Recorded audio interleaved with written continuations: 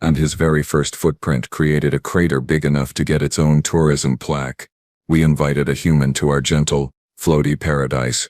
My name is Kryn, and I manage the finest beach resort on Valoria 7, which, if you are not familiar with our little slice of paradise, means I spend most of my days making sure wealthy tourists do not accidentally float away into the atmosphere. You see, our gravity here is 0.3 standard, which is a fancy way of saying that everything weighs about as much as a particularly ambitious thought. The sand on our beaches, softer than a lullaby. The waves, they drift in like they are asking permission. The entire planet is basically what happens when the universe decides to create a vacation spot for species who consider a strong breeze to be an extreme sport. Every year we host the Cultural Exchange Beach Festival, and yes, the name is exactly as pretentious as it sounds, but it brings in tourists from 47 different species, so nobody complains about the title. We have the Erythians, who do not walk so much as politely suggest to the air that they might move in a general direction. We have the Quarksians, who are made of crystal and spend most of their time reflecting sunlight at each other in what I can only assume is their version of small talk. The Plimians show up covered in feathers so delicate that sneezing near them is considered a war crime in 3 systems. It is all very elegant, very refined, very much the sort of event where everyone sips beverages through tiny straws and pretends to enjoy poetry. I waved him off. How bad could one human possibly be? They have 2 arms, 2 legs, 1 head. Standard configuration. Sure, I had heard the rumors. Humans supposedly come from a planet with gravity so intense that it would crush most species into a fine paste. But I figured that was exaggeration. You know how stories get twisted as they bounce around the galaxy. Besides, Jack's response message was so polite, so enthusiastic. He used 3 exclamation marks when accepting the invitation. 3. That is the mark of a civilized being right there. This year, I decided to do something bold, something daring, something that my assistant Vel told me was categorically insane. I invited a human. His name is Jack Brennan, and according to his file, he is a construction worker from a place called Colorado, which apparently has real mountains, not the gentle hills we call mountains here on Valoria 7. When I sent the invitation, I thought I was being culturally progressive, really pushing the boundaries of interstellar hospitality. Vel looked at me like I had just suggested we fill the swimming pools with acid. Do you have any idea what humans are like? He asked, his voice climbing 3 octaves. They come from a deathworld, Kren. A deathworld. Looking back, I really should have done some basic research. You know, maybe a quick search on the galactic net, perhaps a single scholarly article about Earth and its inhabitants. But no. I was too busy being proud of myself for being so progressive and open-minded, too busy imagining the wonderful reviews we would get for hosting such an exotic guest. Vel tried one more time to warn me, showing me a video of a human something called walking upstairs, which apparently was meant to be alarming, but honestly it just looked like normal bipedal locomotion to me. How wrong I was. How spectacularly crater-inducingly wrong I was about to discover I truly was. The other species attending the festival were less optimistic. When word got out that a human was coming, I started getting messages. The Erythians wanted to know if we had reinforced the ground. The Quarksians asked if we had insurance for catastrophic structural damage. One Plimian, bless his tiny heart, asked if we could institute a minimum safe distance protocol, as if Jack was going to arrive trailing radiation or something equally ridiculous. I assured everyone that we had absolutely nothing to worry about, that humans were just another species, that this was exactly the kind of cultural exchange the festival was meant to celebrate. Jack Brennan arrived on a Tuesday, which I will forever remember as the day I learned what the phrase "oh no" truly means when stretched across several horrifying minutes. The spaceport transport platform, designed to gently float passengers from the landing pad to the terminal, made a sound I had never heard before, a sort of grinding, wheezing protest that suggested machinery experiencing an existential crisis. Jack stood there, all 6 feet 2 inches of him, grinning like he had just won a prize, while the platform buckled beneath his boots and settled a full 4 inches lower than standard operating position. "Beautiful planet you got here," he called out, waving with enough force that 3 nearby Plimians scattered like dandelion seeds. "The gravity feels amazing. Like walking on clouds." Jack's luggage arrived next, and I watched 3 loading drones struggle with a single duffel bag, their anti-gravity emitters screaming in protest. The bag hit the ground. Well, less hit and more created a small impact crater in the supposedly indestructible terminal flooring, and the supervising technician just stared at it like it had personally insulted his ancestors. "What does he have in there?" the technician muttered. "Collapsed stars." I tried to smile, but my face had apparently decided to audition for a horror production. The transport operator, a veteran Valorian named Slicks, who had worked the spaceport for 20 cycles, whispered into his comm unit with the kind of urgency usually reserved for hull breaches. "We need the heavy cargo platform." "No, not for cargo, for the passenger." "Yes, I am serious. Send it now." "Just clothes and some stuff from home," Jack said cheerfully, hoisting the bag onto his shoulder with one hand, an act that caused everyone within visual range to take several involuntary steps backward. "Brought some Earth snacks to share. You guys ever had beef jerky? It is awesome." The walk from the spaceport to the resort shuttle should have taken 10 minutes. It took 45, because Jack kept accidentally damaging things. Not on purpose, mind you. The man was trying his absolute best to be careful, but careful for a human apparently still qualifies as catastrophic for a low-gravity environment. He leaned against a support beam while waiting for the shuttle, and the beam bent. He set his bag down to adjust his jacket, and cracked the pavement. He shook hands with a curious Quarksian, and I swear I heard crystalline structures grinding together in a way that made the Quarksian's translator emit a sound I can only describe as a wimp. Sorry, Jack kept saying, his enthusiasm never dimming despite the trail of minor destruction following him like a wake follows a ship. "Still getting used to the gravity here. This is so cool though, right? I feel like I could jump over a building." "Please do not," I said quickly. Too quickly. And then tried to recover with a laugh that came out sounding like a garbage disposal eating silverware. The resort shuttle arrived, driven by my most experienced pilot, Nara, who took one look at Jack and then looked at me with an expression that clearly communicated we would be having words later, assuming we all survived. The shuttle, rated for 12 standard passengers, tilted noticeably when Jack climbed aboard, and the suspension system made a series of clicks that sounded distinctly like counting down to catastrophic failure. During the ride, my communicator would not stop buzzing. Message after message, all marked urgent, all from the Galactic Safety Council. I had been ignoring their communications for 3 days, ever since they had started sending increasingly frantic warnings about hosting a human at a low-gravity beach resort. The subject lines alone should have concerned me. Extreme risk assessment required. Mandatory environmental impact study. Liability waiver insufficient for Deathworld species. But I had deleted them, convinced they were being overdramatic.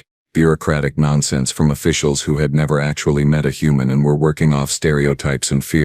Jack pressed his face against the window watching the ocean approach, his excitement so genuine and pure that I almost felt bad about the dread pooling in my stomach like liquid lead. "Is that the beach? Oh man, I have not been to a beach in years. This is going to be so great." "No." Watching Jack accidentally punch a handhold clean off the shuttle wall while trying to steady himself during a gentle turn, I began to suspect that perhaps, just maybe, the Galactic Safety Council had a point. Bell, sitting across from me, said nothing, but his expression spoke volumes. Entire encyclopedias, really. All of them with titles like "I told you so" and "This is your fault," and my personal favorite, "We are all going to die because you wanted good reviews." Great, I thought, watching the shuttle's warning lights flicker. Yes, great was certainly one word for what this was going to be. The first step ceremony is exactly what it sounds like, and yes, it is as unnecessarily dramatic as you are imagining. One representative from each species takes a ceremonial first step onto the beach, symbolizing unity and cultural exchange and a bunch of other concepts that sound impressive in the promotional materials but mostly just serve as an excuse to charge premium ticket prices. Each step is supposed to be graceful, meaningful, a testament to the gentle nature of life in our galaxy. Previous years had featured steps so light they barely registered, leaving impressions you could measure in microns, suitable for framing in the resort's Hall of Memorable Moments. The morning of the festival, our guests assembled on the main beach pavilion, a structure so light and airy that it probably would have floated away if we had not anchored it with ceremonial stones blessed by a Quarksian monk. The Erythians drifted above the sand, their translucent bodies catching the light like living prisms, having what I assumed was a conversation but might have just been synchronized hovering. 3 Quarksians stood near the water's edge, their crystalline forms refracting the sunlight into rainbow patterns across the beach, occasionally chiming at each other in their musical language that sounds like wind through glass sculptures. The Plimians huddled together under a shade canopy, their feathers so delicate that direct sunlight apparently constitutes a medical emergency, preening each other with tiny clawed hands and cooing softly. The beaches of Valoria 7 are considered one of the 7 wonders of the Outer Rim, and frankly I am not inclined to argue with that assessment. The sand is composed of microscopic silicate particles so fine that they feel like powdered moonlight. If moonlight were a substance you could actually touch without going blind. Each grain is perfectly spherical, polished by millennia of gentle wave action that barely qualifies as movement. Walk across our beaches, and you leave footprints no deeper than a whisper, delicate impressions that the breeze erases within minutes, returning the surface to its pristine, unmarred perfection. The whole effect is rather like walking on a cloud made of diamonds, which I realize sounds like something from a bad romance novel, but in this case happens to be accurate. "Bets?" I hissed back, trying to maintain my professional smile while Jack waved enthusiastically at a group of Erythians who immediately floated higher as a precautionary measure. Vel appeared at my elbow, his face the color of spoiled milk.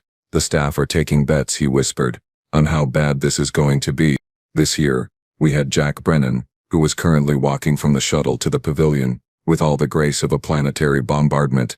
Each footfall created a sound, an actual audible sound on sand, that was supposed to be silent, a sort of crunched thump, that made everyone within earshot flinch. I watched him approach, watched the way his feet sank into the sand with each step, not deep exactly, maybe half an inch, but on Valoria 7 that might as well have been a chasm. The sand compressed under his weight, actually compressed, formed little raised ridges around each footprint, like miniature mountain ranges marking his passage. "That last one is not even possible," I said, but my voice lacked conviction. I watched Jack bend down to examine a shell, his knee creating a divot in the sand that would have required a meteor impact for anyone else to achieve. "Right? That is not possible?" Tix from maintenance is offering 3-to-1 odds that he creates a sinkhole. Nara bet her entire paycheck that he will accidentally trigger a seismic event. One of the kitchen staff, I will not say who, wagered that he will crack the planetary crust and awaken something ancient and terrible from the deep. Val did not answer, which was answer enough. Across the pavilion, Jack stood up, shell in hand, beaming with delight at this small treasure, completely oblivious to the fact that every other guest had unconsciously moved to put maximum distance between themselves and him. The Quarksians had stopped their chiming. The Plimians had gone utterly silent, their feathers pressed flat against their bodies in what I recognized as their fear response. Even the Erythians, who existed in a state of perpetual serene detachment, seemed to be floating with a certain nervous energy. "Ladies, gentlemen, and honored guests," I called out, my voice only shaking slightly. "Welcome to the annual Cultural Exchange Beach Festival. We are delighted to have representatives from so many wonderful species joining us, including for the first time ever a human from Earth. We will now begin," I continued, feeling sweat form in places I did not know I had glands. "The traditional first step ceremony. May each step represent peace, harmony, and definitely nothing catastrophic whatsoever." Polite applause, very polite. The kind of applause you give when you are clapping with one hand while the other hand is ready to activate your emergency teleporter. Jack waved again, and I swear the entire beach leaned away from him like a field of grass in wind. The second representative, a Quarksian elder named Chime, stepped forward next, his crystalline foot pressed into the sand with a soft musical tone, creating a small, perfectly circular depression approximately 1 millimeter deep. More applause, slightly more enthusiastic this time because the Quarksians always put on a good show with their light refraction abilities. Chime bowed, his body creating rainbow patterns that danced across the assembled crowd. That last part was not in the script, but at that moment script adherence seemed less important than manifesting positive outcomes through sheer desperate hope. The first representative stepped onto the beach, a graceful Erythian named Fess, who barely qualified as corporeal. Her foot, if you could call it that, touched the sand with all the impact of a particularly gentle thought, leaving an impression so faint that you needed magnification to confirm it existed. Scattered applause, elegant bowing. The whole of it photographers captured the moment for posterity. Perfect. Then came Tix, the young Plimian engineer, weighing in at what I estimated to be roughly the same as a particularly ambitious feather. Her clawed foot touched down, creating an impression that would generously be described as theoretical. She chirped happily, fluffed her plumage, and returned to her group while everyone cooed appreciatively. "And now," I announced, my voice somehow maintaining professionalism despite my internal organs staging what felt like a coordinated evacuation attempt, "representing Earth and humanity, we welcome Jack Brennan, Jack stepped forward with a smile that could have powered a small station. He was so genuinely thrilled to be there, so completely honored to participate in this cultural tradition, so entirely unaware that every single being on that beach was experiencing the kind of primal fear usually reserved for predator encounters. He walked to the designated starting point, just past where the pavilion flooring ended, and the pristine, unmarred, absolutely not prepared for this beach began. The foot began its descent. Someone behind me made a sound that might have been a prayer or possibly just their soul trying to exit through their vocal cords. An Erythian started floating backwards slowly, instinctively like watching a star drift away from a black hole. The Quarksians stopped chiming entirely, which in their culture is the equivalent of holding your breath. "This is so cool," he said loud enough for everyone to hear, his enthusiasm somehow making the impending disaster feel even more tragic. "Thanks for inviting me, Kryn. This means a lot." Then Jack lifted his foot, and I swear time decided to take a coffee break. Everything slowed down, became hyper-real, every detail etching itself into my memory with the kind of clarity you usually only get from traumatic events. His boot, a sensible hiking model from Earth that probably cost more than my monthly salary, rose from the pavilion floor. I could see the treads on the sole, designed for something called traction, which apparently was necessary on a planet where the ground actively tried to kill you. His leg muscles tensed, visible even through his pants. The kind of musculature you develop when your entire evolutionary history takes place in gravity that treats everyone else's species like empty beverage containers. Then physics remembered how to do its job and everything went absolutely sideways. Jack's boot touched the sand. For a fraction of a second, maybe less, nothing happened. The universe held its breath. Hope flickered in my chest like a dying star. Maybe, just maybe, the Galactic Safety Council had been wrong. Maybe humans were not actually that different. Maybe everything would be fine and we could all laugh about this later over drinks. But the crater itself was only the beginning of our problems.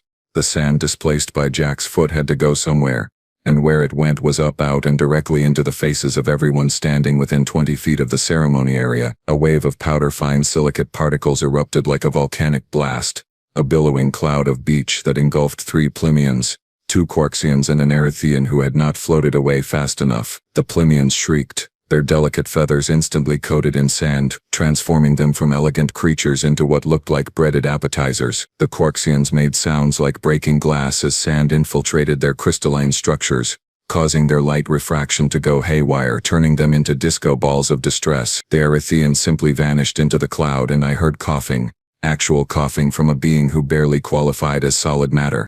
The sand compressed, not gradually, not gently, but with the sudden violence of a structural collapse.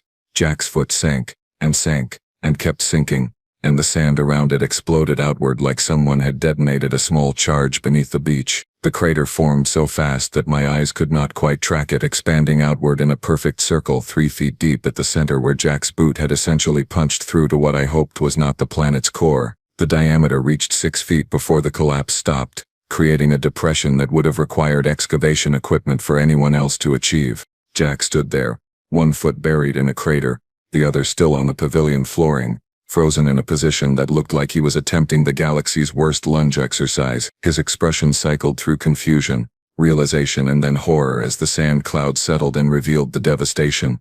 "Oh," he said quietly, which somehow made it worse.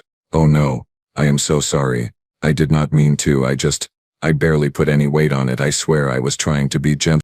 The beach, which moments ago had been pristine perfection, now looked like someone had dropped a tactical weapon on it. The crater sat there, mocking me, mocking the entire concept of low-gravity resort management, mocking my decision to ignore literally everyone who had warned me this was a terrible idea. Around the impact site, the sand had formed ripples, pressure waves frozen in silicate, spreading out like the world's most incriminating evidence. I opened my mouth to say something, anything to salvage this situation, to maintain professional composure, to reassure our guests that everything was under control. What came out was a sort of strangled wheeze that sounded like a balloon deflating, if that balloon had been filled with pure distilled panic instead of air.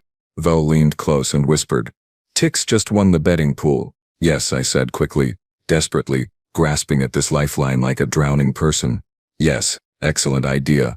Let us relocate, immediately. Right now, everyone please follow me to, anywhere that is not here." A Plimian, covered head to claw in sand, shook herself vigorously, creating a small dust storm of her own. Perhaps, she said, her voice remarkably calm considering she looked like she had been breaded for frying. We should move the ceremony to a different location, somewhere more structurally reinforced. Not helping, I managed to croak, watching Jack try to extract his foot from the crater, an action that only made things worse as more sand cascaded into the hole, widening it further. Not helping at all. And that, I realized with dawning horror, was the real problem. This was Jack being careful. This was a human trying his best to be gentle. The crater was not malice or carelessness, it was just what happened when a being evolved in crushing gravity visited a world where everything was held together by wishes and favorable atmospheric conditions. We were, to use a technical term from my homeworld, completely and utterly doomed. Jack finally freed his foot from the crater with a sucking sound that I will hear in my nightmares for the rest of my life. I really am sorry, he said again, looking genuinely distressed. Back home, this would not even register as a footprint. I thought I was being careful. Please, she squeaked, backing away, her tiny feet barely disturbing the sand even in her panic. There is no need for apologies. We understand completely. Cultural differences. All perfectly fine. Perhaps you could apologize from over there. She gestured vaguely toward the ocean, or possibly toward the next star system. Jack, bless his catastrophically dense heart, decided that the best course of action was to walk over and personally apologize to each guest he had inadvertently sandblasted. This would have been a touching gesture of cultural sensitivity on literally any other planet. On Valoria 7, it was the equivalent of announcing he planned to trigger a series of localized natural disasters while maintaining eye contact. Really, I feel terrible about this, he said, taking a step toward the nearest Plimian. The sand compressed beneath his boot with a crunch that sounded like the planet itself filing a complaint. Another crater formed, smaller than the first, only about 2 feet across and 18 inches deep, but still impressive by the standards of beings whose footprints typically measured in fractions of millimeters. The Plimian, still trying to shake sand out of her feathers, watched Jack approach with the kind of wide-eyed terror usually reserved for watching asteroids fall. But Jack was determined to make things right, because humans apparently have a genetic compulsion to fix problems even when fixing them causes exponentially worse problems. He took another step, and another crater bloomed into existence like the universe's worst flower garden. Step, crater, step, crater, each one a testament to poor decision-making and the fundamental incompatibility between Deathworld species and vacation destinations. Maybe if I walk more carefully, Jack said, and I wanted to scream that no, careful was not going to help. Careful was what got us into this mess. But before I could form words, he went up on his tiptoes, actual tiptoes, like he was trying to sneak past a sleeping predator, except each tiptoe struck the ground with enough force to register on seismic equipment. The effect was somehow worse than regular walking. Each tiptoed step created a rhythmic impact, a steady percussion of destruction. Boom, boom, boom, like the planet's most aggressive drum solo. The beach started vibrating, actually vibrating, sending ripples through the sand that spread outward in concentric circles. Decorative shells placed along the ceremonial pathway began bouncing. Small stones rattled against each other, and I felt the vibration through my feet, up my legs, into my very concerned internal organs. Jack froze mid-tiptoe, balanced on one foot, creating what I can only describe as a sustained earthquake. The vibration continued for several more seconds before finally subsiding, leaving behind a beach that now looked like it had been used for artillery practice. An Erethian who had been floating at a safe altitude got caught in the sand cloud kicked up by Jack's tiptoe routine and went tumbling through the air like a translucent tumbleweed, making distressed whistling sounds as he spun past the pavilion and out toward the parking area. "Stop!" Vel shouted, abandoning all pretense of professional decorum. "Stop moving! Just stay perfectly still." The beach volleyball net, a traditional centerpiece of the festival, had been standing proudly to the left of the ceremony area. Note my use of past tense. The vibrations from Jack's careful tiptoeing had loosened the support posts, both of which now tilted at angles that would have made architects weep. The net itself draped across the sand like a burial shroud, and as Jack shifted his weight to put his raised foot down, the whole structure collapsed entirely, posts and all, disappearing into a crater that opened up beneath them with timing so perfect it seemed almost cosmic. "The net," cried Chime, the Quarksian elder, his crystalline body chiming in alarm. "That net was blessed by the Council of 13 Sands. It took 3 seasons to properly sanctify. I will pay for it," Jack said immediately, and I appreciated the sentiment even as I watched him gesture with his hands, forgetting that human gestures carry momentum. His sweeping motion created a small gust of wind that hit 2 more Erythians, sending them spinning away like dandelion seeds, their panicked humming fading as they tumbled toward the resort buildings. The refreshment stand, positioned what I had foolishly believed was a safe distance from the ceremony area, began to list to one side. I watched in slow-motion horror as one of its support legs started sinking into the sand, not because Jack had stepped on it, but because the cumulative structural damage from his walking had apparently destabilized the entire beach. The stand tilted further, drinks sliding off the counter, the attendant, a young Valorian named Pax, abandoning ship and running for solid ground, which on this beach no longer seemed to be a guaranteed concept. "Should we evacuate?" Pax called out as he ran past me, and honestly it was a reasonable question. The refreshment stand completed its collapse with a sort of tired resignation, one side disappearing completely into a sinkhole that formed around it like the beach had decided it just did not want to deal with this anymore. "Excellent plan," I said, my voice sounding distant even to my own ears, probably because my consciousness was attempting to flee my body.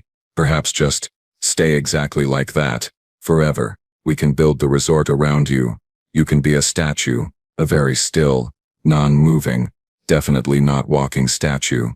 Jack stood perfectly still now, both feet on the ground, arms held away from his body like he was trying not to detonate something extremely sensitive. "I think," he said slowly, carefully, his voice small despite his considerable size, "I think I should not move anymore." A Plinian engineer named Tix, the same one who had won the betting pool and apparently possessed either tremendous courage or a complete lack of survival instinct, flew closer to examine the damage. Her feathered form drifted on air currents, staying well above Jack's head. "The structural integrity of the entire beach zone has been compromised," she announced, pulling out a scanning device that beeped disapprovingly. "We have 7 major craters, 15 minor depressions, and the sand compression suggests we are approximately 3 more footsteps away from triggering a cascade failure that could extend all the way to the waterline." "What does cascade failure mean?" Jack asked, still frozen in place. "It means," Tix said cheerfully, "because Plimians have an unsettling habit of delivering terrible news with the emotional affect of someone discussing the weather, that the entire beach might collapse into a series of sinkholes, possibly taking the pavilion, the resort building, and several expensive pieces of art with it." Jack's face went pale, which I had not known human skin could do. "Oh, that is bad." "Yes," I agreed, watching another Erythian drift past, still spinning from Jack's earlier gesture, now humming what I recognized as a Erythian funeral dirge. "Yes, that is very, very bad indeed." We held an emergency staff meeting in the pavilion while Jack treaded water approximately 50 yards offshore. Having agreed that staying in the ocean was probably the safest option for everyone involved, he waved occasionally, still cheerful, still enthusiastic, apparently unaware that every member of my staff was staring at him like he was a contained tactical weapon we needed to carefully disarm. "Where?" Vel asked with impressive patience. "Are we going to get anti-gravity boots rated for a human? Our strongest models are designed for cargo that weighs at most twice what a standard being weighs." "He probably weighs what, 15 times what you do?" "Helium injections," offered Nara. "We pump him full of helium, make him lighter. Humans are mostly empty space anyway, right? Lots of room for gas." "Anti-gravity boots," suggested Pax, the refreshment stand attendant who no longer had a refreshment stand to attend. "We put anti-gravity boots on him, counteract his weight. Problem solved. We would need enough foam to cover 300 yards of beachfront." Tix calculated, her feathers finally clean after 20 minutes of vigorous preening. "The cost alone would bankrupt us. And that is assuming we could get it delivered before the festival ends, which we cannot because the nearest foam supplier is 4 systems away." I rubbed my temples, feeling a headache forming that I suspected would become permanent. "We are not inflating our guest like a parade balloon." "Next suggestion." "Foam padding," Chime said, his crystalline body still crusted with dried sand, making him look like he had been breaded and forgotten in a kitchen. "We cover the entire beach in foam padding, distribute his weight across a larger surface area. Basic physics."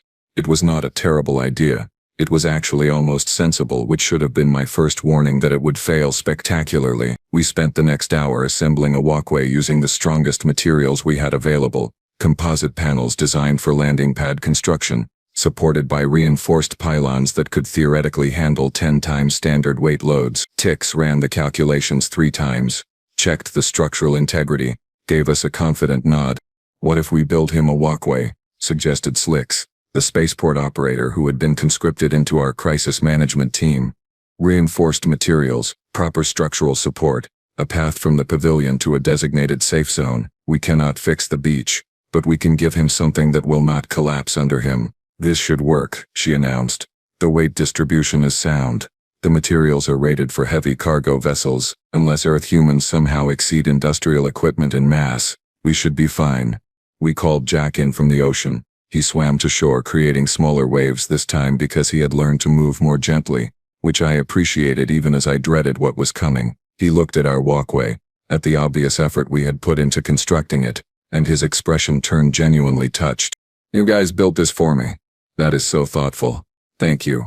He stepped onto the first panel with visible care, moving slowly, trying so hard to be gentle that it almost hurt to watch. The panel held for exactly 2 seconds. Then it cracked, a sound like a gunshot, a split running down the center like lightning frozen in composite material. Jack quickly stepped to the next panel, trying to distribute his weight, which only accelerated the disaster. That panel buckled, sagged in the middle, and the support pylons beneath it started bending with squeals of tortured metal that sounded like they were begging for mercy. Tix stared at her scanner, then at Jack, then back at her scanner like it had personally betrayed her. "How much do you weigh?" she asked, her voice very small. "Off, get off," Bill shouted, and Jack jumped back onto the beach, landing in sand that at least expected to be cratered, leaving our carefully constructed walkway looking like it had been attacked by something with a personal vendetta against architecture. "About 200 pounds, Jack said. "Maybe 210 after that big dinner last night." "Why? 1G standard. You know normal?" Tix's feathers puffed out, which in Plinians indicates extreme agitation. "Our gravity is 0.3 G. Your 1G is 3.3 times our standard. You are not just heavy, you are compressed. Your entire body, your bones, your muscles, everything about you is built to resist gravitational force that would turn us into paste. You are essentially a being made of concentrated density walking around on a planet made of gossamer and wishful thinking. And Earth's gravity is?" "Did you?" Vel asked me quietly, dangerously. "Do any research before inviting him? Any at all, even a basic search for Earth's gravitational constant?" The silence that followed was profound. I stared at Jack, really looked at him, and saw him for what he actually was. Not a guest, not a tourist, but a walking physics problem, a being so fundamentally incompatible with our environment that his mere presence constituted an ongoing crisis. I opened my mouth to defend myself, to explain that I had been busy, that I had assumed humans were just another standard bipedal species, that the galaxy has thousands of inhabited worlds, and I could not be expected to memorize the environmental specifications of all of them. But looking at the destroyed beach, the beached spacecraft, the broken walkway, and Jack standing there dripping and apologetic in the middle of it all, I realized I had no defense. I had done exactly zero research. I had invited a human to a low-gravity beach resort without spending even 5 minutes learning basic facts about humans or Earth. Tix, who had been muttering calculations to herself while the rest of us spiraled into despair, suddenly chirped loudly, her feathers standing straight up in what I had learned meant either terror or excitement. Given the circumstances, it could have been either. I was, to use another technical term from my homeworld, an absolute idiot. "I have an idea," she announced, fluttering up to eye level with me, her scanner clutched in her tiny claws. "We cannot make Jack lighter and we cannot make the beach stronger, so we do both. Sort of. We create a human zone." "A human zone," I repeated slowly, trying to determine if this was genius or if we had all collectively lost our minds. "We take the sand, compress it, really compress it, add binding agents, create artificial sandstone platforms, dense enough to handle his weight, but still beach adjacent. He gets his own designated area. We get to keep the rest of the beach intact. Everyone wins." Tix pulled up a holographic schematic that looked surprisingly well thought out for something conceived in under 30 seconds. "We can build platforms at different heights, create a whole terraced area, make it look intentional like fancy resort architecture instead of disaster mitigation." "How long would that take to build?" Vel asked, studying the schematic with the expression of someone trying to find problems before they became catastrophes, which was frankly his entire job description at this point. With our equipment? 3 days, maybe 4. Tix's feathers drooped slightly. The festival ends in 2 days, so that is problematic. Jack, still standing in his latest crater in dripping ocean water, raised his hand like he was in a classroom. I could help build it. If you tell me what to do, I mean. I am a construction worker back home. I know I keep breaking stuff here, but that is kind of because everything is so delicate. If we are building something meant to be strong, I might actually be useful. We all looked at him, then at each other, then back at him. The idea of giving the walking disaster zone construction responsibilities seemed counterintuitive at best, and suicidal at worst. But then again, we had already established that standard solutions were not working. From the water, I said firmly. You work from the water, we float materials out to you. You do the heavy lifting, literally, and you stay off the beach until we have something that can actually support you. What followed was the strangest construction project in the resort's 70-year history. We fabricated compression forms and filled them with sand mixed with fast-setting binding agents, creating dense blocks that weighed more than most of our guests combined. Normally, moving these blocks would have required heavy machinery, multiple workers, and significant time. Jack grabbed them with his hands, waded out chest-deep in the ocean, and positioned them exactly where Tix directed, like he was arranging children's toys instead of half-ton construction materials. Little to the left, Tix called out, hovering above the worksite with her scanner. No, your left. Perfect. Okay, now set it down gently. A small crowd gathered to watch, curiosity overcoming fear. The Quarksians found the construction process fascinating, chiming appreciatively at the structural integrity of our compressed sandstone. The Erythians drifted closer, marveling at Jack's ability to manipulate weight that would have crushed them into non-existence. Even the Plinians, usually so cautious, perched on the pavilion railing to observe, chirping commentary to each other about human strength ratios and Deathworld evolution. Jack lowered the block and it settled into place with barely a tremor. This is great, he called back, genuinely happy to be helping. Finally something I can do without breaking it. He just picked up 3 blocks at once. One Plinian whispered, loud enough for me to hear. 3. That is nearly 2 tons of compressed material. Earth gravity must be horrifying, another responded. Imagine living somewhere that tries to crush you every single moment of your existence. No wonder they are built like that. The platforms took shape over the next several hours, rising from the water in terraced levels, creating what actually did look like intentional architecture rather than emergency disaster prevention. Jack worked steadily, following Tix's instructions with impressive precision, occasionally asking questions about load distribution and structural support that suggested he actually knew what he was doing when given appropriate materials and clear direction. By evening we had created a designated human zone, a series of reinforced platforms extending from the pavilion out toward the water, complete with railings made from the same compressed sandstone. Tix had even added decorative elements, carved patterns that caught the light, making the whole structure look artistic rather than desperate. Okay, Tix announced, scanning the final platform. Moment of truth. Jack, come test it. Jack waded out of the ocean, climbed onto the lowest platform, and stood there, waiting for the inevitable collapse. The platform held. He jumped lightly, a tiny hop that would have registered as barely moving on Earth, but looked dramatic in our low gravity. The platform did not even crack. He walked the length of it, stepped onto the next level, repeated the process. Everything held. The crowd that had gathered to watch applauded, genuine appreciation mixed with relief. Jack grinned, waved, and for the first time since arriving, looked relaxed instead of terrified that his next movement would cause catastrophic damage.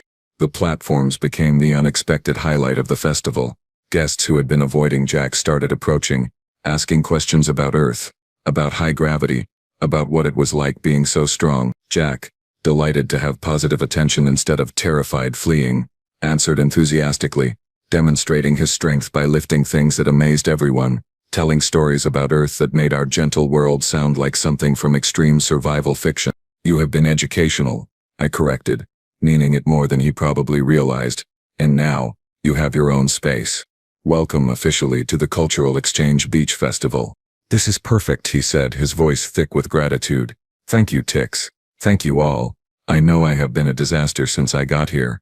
A young Erythian asked Jack to throw a ball just to see how far it would go in our low gravity. Jack tossed it gently, barely any force by his standards, and we watched it arc up and away, sailing clear over the resort buildings, disappearing into the distance.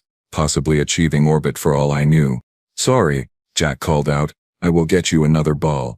But the Erythian was not upset. None of them were. They were fascinated, delighted, genuinely thrilled to witness capabilities so far beyond their own experience. The human zone had transformed Jack from a walking disaster into an attraction, a demonstration of what life from a death world actually meant. "You," I told her, "are getting a significant bonus and probably a promotion."